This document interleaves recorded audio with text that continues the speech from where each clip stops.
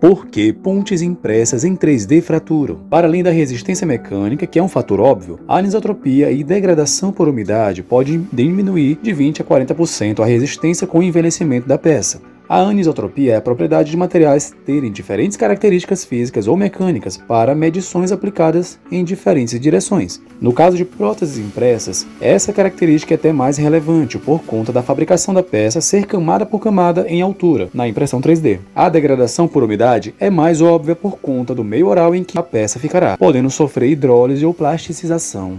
Mais uma vez, obtive esse escaneamento usando fotos de celular em técnica adequada e gratuita para garantir qualidade. E aqui está o resultado da digitalização de 50 fotos no programa que uso. Como eu sempre digo, é uma técnica gratuita usando um celular e um computador. Nesse vídeo vamos explorar 3 dicas para aumentar a resistência mecânica de sua ponte fixa impressa e te fazer trabalhar com muito mais confiança.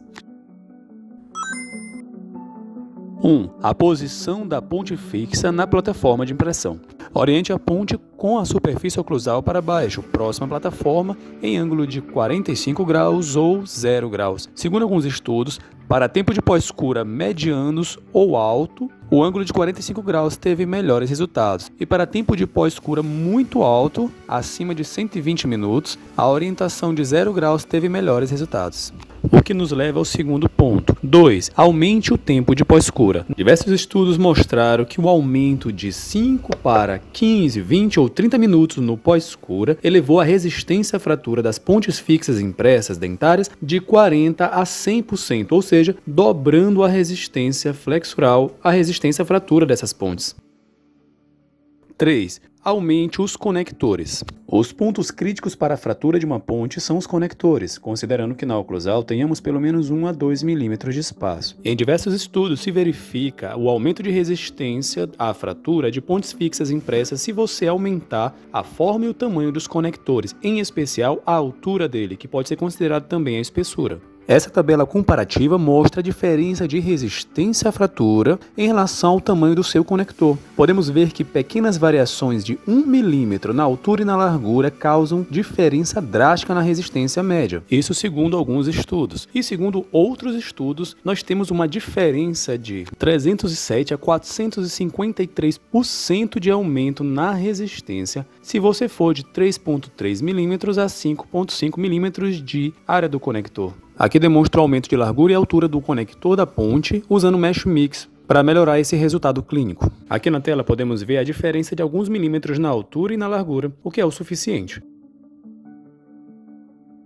Como você pode ver, as alterações estão sendo feitas na palatina, a fim de evitar problemas estéticos.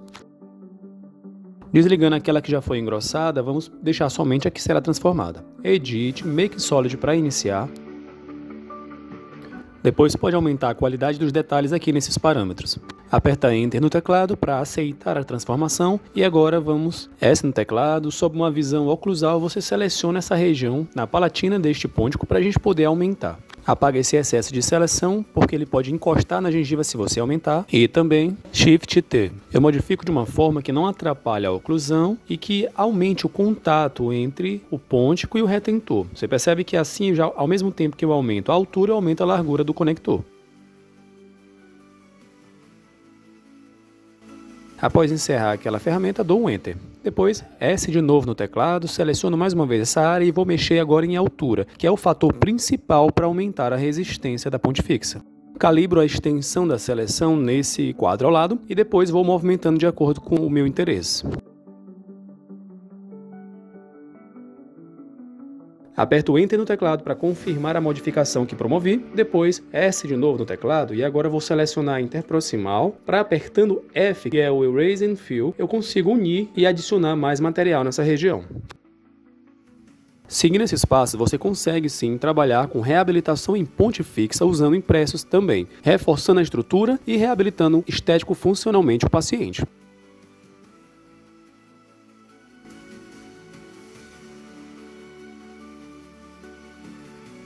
Então eu sigo fazendo isso. S no teclado, seleciono a interproximal e aperto F para unir adicionando material. Mas também, se eu fizer S no teclado, seleciono a área, escolho Deform e Warp, eu consigo modificar até mais de acordo do jeito que eu quero. Uma espécie de anatomização mais seletiva, mais específica.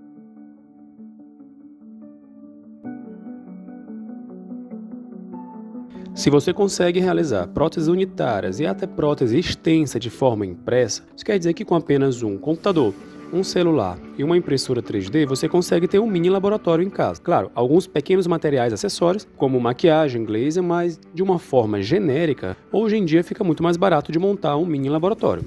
Não quero aqui desprezar também o de silicato de lítio, a porcelana feldspática, chamada porcelana pura, o metal, metalocerâmica e tantos outros materiais que fizeram parte da história da odontologia. Todos eles são muito bons e têm suas indicações e contraindicações, mas a odontologia 3D está ocupando cada vez mais os espaços e é um caminho sem volta. Você concorda? Coloca aí nos comentários que eu quero saber.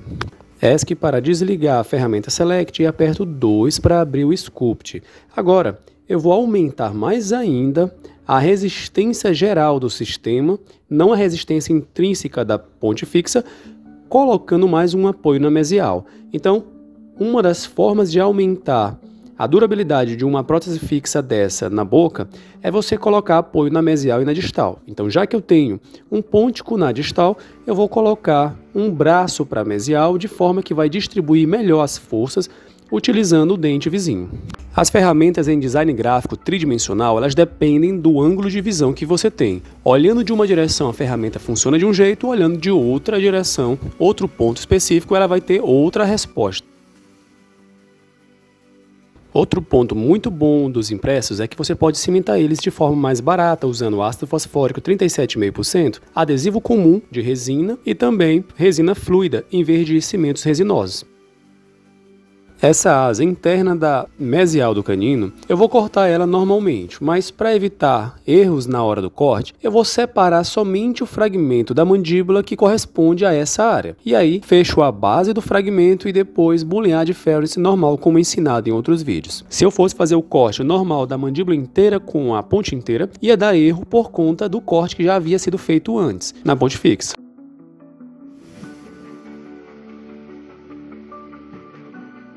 E você, já consegue fazer ponte fixa impressa e que dê certo, que tenha durabilidade em boca? Tem alguma estratégia que você usa para aumentar a resistência, a durabilidade e o impedimento ao manchamento? Chegaremos ao ponto que não precisaremos mais de uma fresadora? O que você acha? Tem gente que olha para a odontologia digital e vê complicação e prefere deixar para depois. Eu olho rentabilidade, precisão, previsibilidade, qualidade e uma virada de chave na minha vida profissional. E levando em consideração que tudo que eu fiz aqui foi em sistemas gratuitos, o escaneamento de forma gratuita com celular, o desenho em forma gratuita com o Mesh Mixer e a impressão em fatiadores gratuitos, não há por que não entrar na odontologia digital em relação a questões financeiras. Essa, meus amigos, era a ideia de hoje. Obrigado a todos que assistiram até aqui. Deus abençoe e valeu!